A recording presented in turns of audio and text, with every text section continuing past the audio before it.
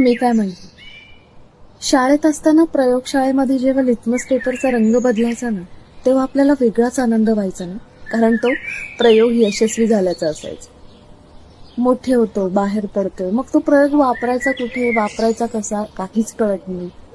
वर्षामागून वर्ष निघून जातात, पण तरीही कळत नाही की अरे तो प्रयोग कुठे वापरायचा आहे आयुष्यात.